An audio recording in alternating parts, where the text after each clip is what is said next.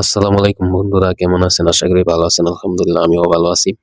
তো বরাবরের মতো চলে আসলাম ঈমানের আলোচনা নিয়ে। তো আজকের আলোচনার বিষয় রাসূলুল্লাহ সাল্লাল্লাহু আলাইহি সাল্লামকে ভালোবাসা। তো চলুন দেখি আলোচনায়। নবী করিম সাল্লাল্লাহু আলাইহি সাল্লামকে ভালোবাসা ঈমানের একটি অংশ। সহিহ আল বুখারী ও সহিহ মুসলিমে আনাস রাদিয়াল্লাহু আনহু থেকে বর্ণিত হয়েছে, রাসূলুল্লাহ সাল্লাল্লাহু আলাইহি সাল্লাম বলেছেন, তোমাদের কেউ ততক্ষণ পর্যন্ত মুমিন হতে পারবে না যতক্ষণ না আমি তার কাছে তার সন্তান-সন্ততি ও অন্যদের চেয়ে বেশি প্রিয় না হব। সহিহ আল বুখারী ও সহিহ মুসলিমে আনাস রাদিয়াল্লাহু থেকে বর্ণিত আরেক হাদিসে বলা হয়েছে, রাসূলুল্লাহ সাল্লাল্লাহু আলাইহি সাল্লাম বলেছেন, তিনটি জিনিস যার মধ্যে রয়েছে সে ঈমানের প্রকৃত স্বাদ পেয়েছে। তার একটি হচ্ছে যার কাছে আল্লাহ ও তার রাসূল সাল্লাল্লাহু আলাইহি সাল্লাম অন্য সবকিছু থেকে অধিক প্রিয়।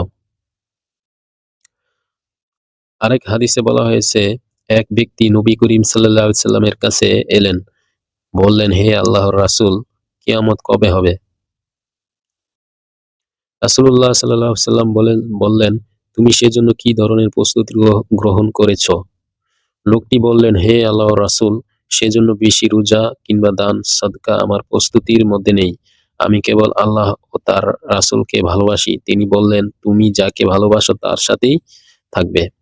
আল্লাহু আকবার। তো ভাই আমরা আলোচনাগুলো শুনলাম। এখানে রাসূলুল্লাহ সাল্লাল্লাহু আলাইহি সাল্লামকে ভালোবাসার অর্থ হলো রাসূলুল্লাহ সাল্লাল্লাহু আলাইহি সাল্লামের অনুসরণ করা এবং উনি যেভাবে চলতে আদেশ করেছেন সেভাবে চলা এবং কুরআন এবং হাদিস অনুযায়ী চলা। এইগুলা পালন করলে আমরা রাসূলুল্লাহ সাল্লাল্লাহু আলাইহি সাল্লামকে ভালোবাসার প্রকাশ হবে।